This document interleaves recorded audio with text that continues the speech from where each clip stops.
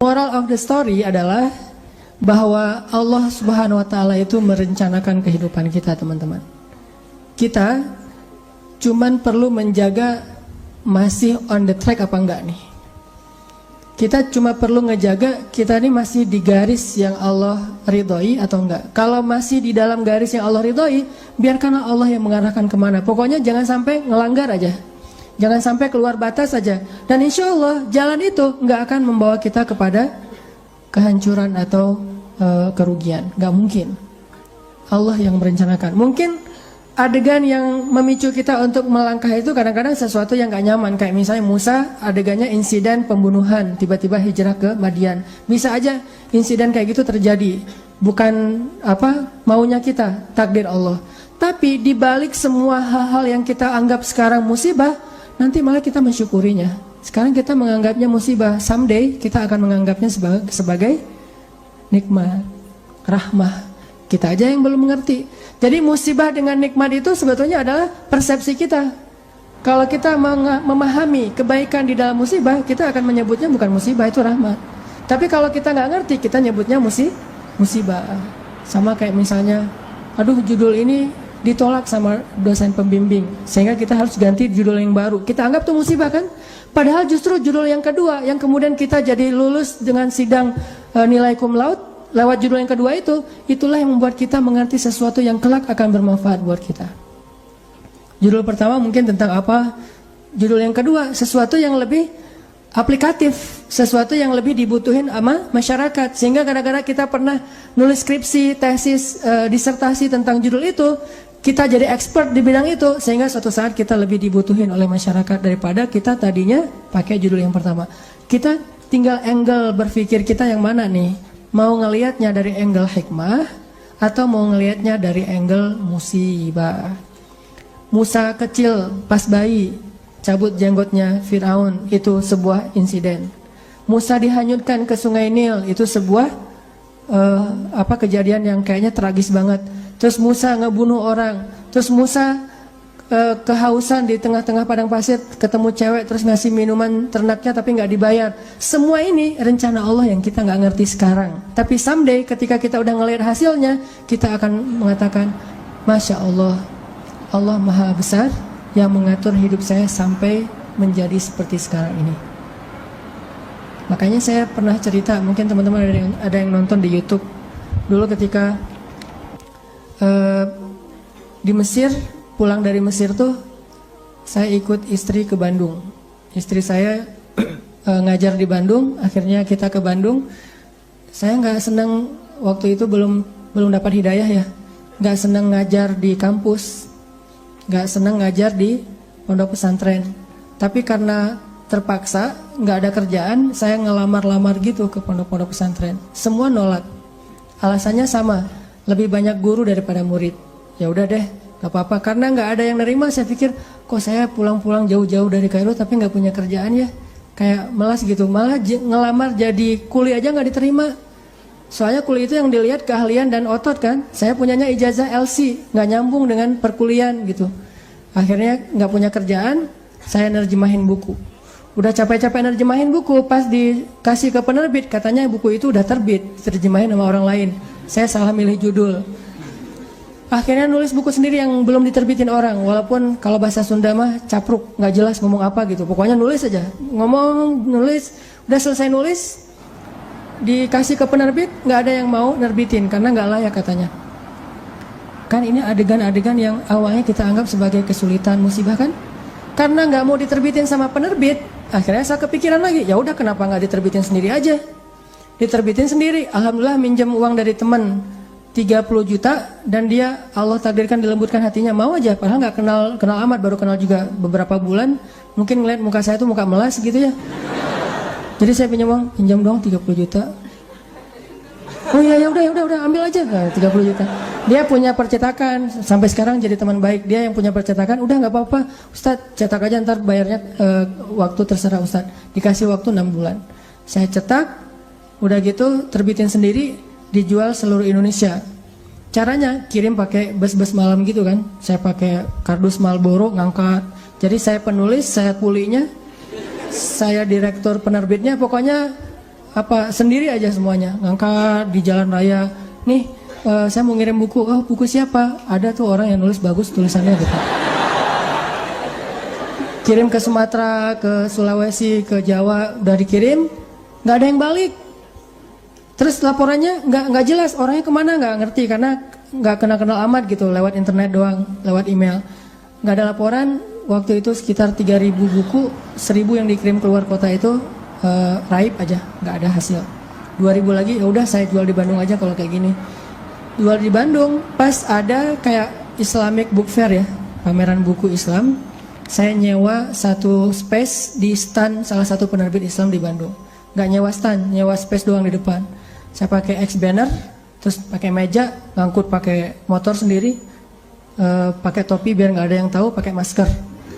Taruh, ngerjain sendiri semuanya, udah beres semuanya, pergi ke belakang, ganti baju yang baju kemeja, pakai dasi gitu, sepulpen.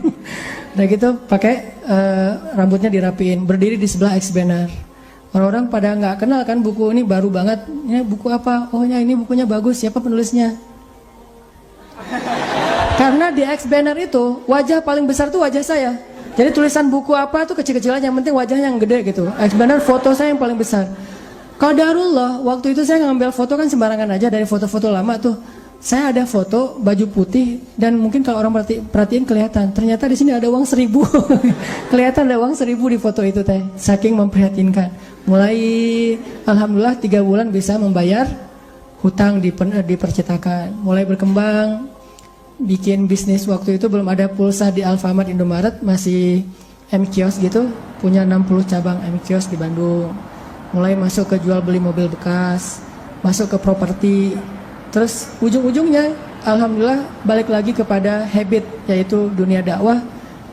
Jadilah sekarang di Pemuda Hijrah dan saya tinggalkan yang usaha-usaha kayak gitu biar fokus kepada dakwah. Tapi akhirnya saya berpikir kalau dulu saya mungkin diterima ngajar di suatu tempat, mungkin saya nggak akan pernah ngelakuin hal-hal yang seperti sekarang. Kalau dulu saya diterbitin bukunya oleh orang lain, mungkin saya nggak akan pernah nulis sendiri dan seterusnya dan seterusnya. Banyak hal yang kita sebut sekarang musibah, besok kita bilang itu sebuah nikmat. Angle-nya doang yang berbeda. Tinggal kita yakin gak sama Allah Subhanahu Wa Taala. Jadi bisa jadi hari ini ditolak atau hari ini diputusin, suatu saat kita mensyukuri keputusan itu. Alhamdulillah saya diputusin, itu disyukurin. Kenapa? Gara-gara diputusin, akhirnya dia menikah dengan orang yang lebih baik daripada kita. Syukur kan? Namanya cinta sejati. Gimana? Harus syukur. Alhamdulillah dia dapat yang lebih layak daripada saya. Dan saya mah nggak dapat sampai sekarang misalnya. Ya nggak apa-apa. Kayak Julaibib ya. Tunggu aja di masjid. Kan gak enak banget awalnya tuh. Gimana kita menganggap diputusin itu nikmat? Apalagi diputusin dengan bahasa, kita adik kakak aja ya. Kan berat ya? Gak enak kalau kayak gitu teh. Cuman nanti suatu saat kita akan mensyukuri nikmat itu. Kayak banyak orang yang ngerasa kok saya ngeband udah sekian lama tapi gak ada yang masuk ke dapur rekaman. Sampai dia bikin kayak semacam sponsor me kan. Dia ngeband terus bikin arrangement lagu, dia posting di YouTube, diupload di YouTube supaya ada yang sponsor. Ternyata nggak muncul. Anak skate dia ngetrik tapi nggak ada yang jadiin dia brand ambassador brand tertentu. Akhirnya dia upload di YouTube ngetrik kickflip yang model baru apa gitu mungkin, atau no comply gitu, dia nggak ngetrik tapi bisa terbang-terbang. Berharap ada yang sponsor, ternyata belum. Apa yang hari ini kita anggap sesuatu yang kayak kekalahan, satu musibah, satu kesulitan, suatu hari nanti ketika kita paham, kita akan mengatakan itu nikmat. Dengan satu syarat, gimana pun kondisi yang kita alamin sekarang, jangan keluar dari jalur yang Allah ridhoi. Itu aja syaratnya. Makanya kan saya bikin tagline banyak main, banyak manfaat. Saya nggak berani bilang nggak punya dosa, karena itu namanya tazkiyatun, mentazkiyah diri sendiri. La tuzakku anfusakum. Janganlah kalian menganggap diri kalian suci. Tapi maksudnya sedikit dosa ini tinggalkan dosa. Kenapa? Karena kalau kita udah ngelanggar, gimana pun kita sekarang lagi dapat nikmat banyak, terus kita melakukan dosa yang Allah nggak suka, nikmat itu bisa berubah musibah. Sebaliknya, ada musibah, kita masih on the track, musibah itu bisa berubah menjadi nikmat. Syarat yang Allah minta dari kita cuma satu itu, jangan melanggar, jangan bikin dosa, jangan ngecewain Allah Subhanahu wa taala. Itu doang. Udah gitu bertahan aja, Allah kasih kejutan-kejutan yang sangat banyak dalam hidup kita. Saya punya teman orang Padang. Dia ikut tes akademi kepolisian. Dari sekian banyak yang ikut tes, 50 orang yang keterima, dia salah satunya. Terus karantina 50 orang ini. Tes ujian yang kedua, dari 50 orang ini cuman dia sendiri yang gagal. 49 orang tuh lulus tes kedua. Akhirnya dia pulang ke kampungnya dalam keadaan malu. Karena udah malu banget, dia hijrah ke Jakarta. Awalnya ke Bandung terus ke Jakarta. Di Jakarta alhamdulillah setelah sekitar 8 tahun dia bisa survive, bahkan sukses. Sekarang dia punya beberapa outlet di Tanah Abang, punya pabrik di Bogor, dan punya omset sebulan itu gak kurang dari 1 M. Dengan keuntungan kurang lebih 40%. Jadi 400 juta lah profit bersihnya sebulan. Kalau lagi lebaran atau Ramadan itu bisa 3 kali lipat. Nah pas sudah sukses dia haji. Ternyata di kampung itu dialah orang pertama yang haji. Di kampung dia tuh. Dan di kampung itu dikenal dia sebagai anak yang paling nakal, yang kayaknya gak ada harapan jadi orang baik. Ternyata yang pertama haji. Udah gitu dia pulang, sesekali dia pernah pulang ketemu sama temennya yang 49 orang itu. Salah satunya udah jadi salah satu pejabat di kepolisian. Dia ngobrol-ngobrol, ditanya, mana yang 48 lagi?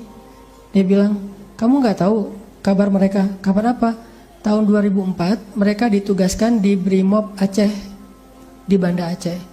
Asrama Brimob Banda Aceh itu dekat dengan laut.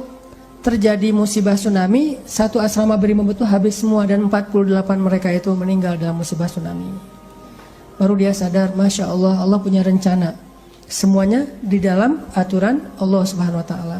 Sehingga dia akhirnya mensyukuri kegagalan dia dulu di tes kepolisian. Walaupun yang lulus juga baik, yang gagal juga baik. Jadi ini bukan soal buruknya, tapi soal antara satu kebaikan dengan kebaikan yang lain. Yang lulus baik, yang ternyata nggak lulus juga, Allah simpan kebaikan dengan cara yang lain. Bahkan mungkin bagi dia sekarang, kalau disuruh pilih, dia lebih milih nggak lulus. Kalau dia sekarang udah paham, dulu dia memilih lulus, dia stres, dia kayak putus asa gitu, pas ketahuan cuma dia sendiri yang nggak lulus. Tapi setelah dia paham maksud Allah, pasti kalau sekarang disuruh pilih, mending dulu kamu lulus apa enggak? Enggak deh, mending kayak gini aja, pasti kayak gitu. Jadi kita butuh waktu untuk mengerti teman-teman tentang maunya Allah itu apa. Sama kayak sekarang, kita butuh waktu untuk mengerti kenapa di usia segini masih sendiri. Butuh waktu untuk mengerti. Mungkin Allah emang lagi mempersiapkan calon imam kita yang ideal banget. Nah untuk mendapatkan seseorang yang ideal itu kan butuh waktu. Kalau yang apa adanya kan, yang apa diobral gitu kan gampang. Tapi ini karena terlalu istimewa, kayak permata, mutiara, itu benar-benar dibentuk. Saking istimewanya butuh waktu yang lama. Sama kayak kita beli kendaraan. Kalau yang warnanya pasaran kan langsung ready stock ya. Tapi kalau yang warnanya paling unik sendiri kan inden kan. Sampai mau beli satu kendaraan aja indennya bisa 2 bulan. Kenapa? Warna ini jarang Pak, istimewa, sehingga harus inden. Kalau yang ready stock banyak tuh warna standar aja. Begitu juga dengan jodoh. Ada jodoh ready stock, ada jodoh inden. Nah yang inden ini biasanya istimewa. Itu salah satu hikmahnya. Siapa tahu emang dia inden karena lagi mengkhatamkan Al-Quran. Dia berazam, ya Allah saya gak pengen nikah dulu sebelum khatam juz 30. Gak harus 30 juz kan. Sebelum khatam juz 30. Berapa lama? 15 tahun. Nah mungkin dia pengen hafal juz 30 juz. Mungkin dia pengen hafal 100 hadis. Mungkin dia pengen mapan dulu supaya bisa benar-benar membahagiakan dan menafkahi keluarga besar, bukan cuma istrinya tapi juga mertua dan segala macam. Kita emang akan dikasih oleh Allah pasangan yang istimewa, makanya inden, sehingga kita bersabar. Mudah-mudahan ada kebaikan. La'allahu khair wa ma indallahi khair. Mudah-mudahan di sini ada kebaikan, apa yang di sisi Allah lebih baik. Terus berhusnuzon. Ketemu-ketemu ternyata emang benar, wajar kalau kita inden, istimewa banget. Akhlaknya itu luar biasa. Itu yang dialami oleh Khadijah. Nikah, meninggal. Nikah lagi, meninggal lagi suaminya. Kenapa meninggal? Karena Allah lagi mempersiapkan seseorang yang mungkin pas suaminya meninggal, Nabi Muhammad masih kecil. Tapi Khadijah disuruh punya keluarga dulu biar ada yang ngedampingin dia terjauh dari fitnah. Cuman gak boleh lama-lama, harus pergi karena mau digantiin oleh orang yang lebih istimewa, yaitu Muhammad SAW. Mungkin bagi Khadijah ketika suami pertamanya meninggal itu musibah, nikah lagi. Suami kedua meninggal, lebih musibah lagi. Udah gitu sendiri, sekian lama baru ketemu dengan orang yang paling istimewa. Gak ada manusia yang lebih istimewa daripada suaminya Khadijah, yaitu Rasulullah SAW. Allah punya rencana. Awalnya Khadijah menangis, yang kedua Khadijah menangis, tetapi setelah dia faham rahasia yang ketiga, mungkin dia akan mengatakan bahwa inilah yang terbaik untuk saya. Kalau saya tahu ini dari dulu, maka saya akan tahu bahwa Allah itu maha baik kepada saya. Ini artinya Allah punya rencana. Kurang baik apa suami kayak Rasulullah? Nih, mungkin kita yang berada di sebelah kanan ini lagi disiapin sama Allah untuk belajar akhlak dari Rasul, supaya nanti kalau ketemu yang di sebelah satu lagi, insya Allah kita benar-benar bisa membahagiakan dia seperti Rasul membahagiakan Khadijah atau Aisyah.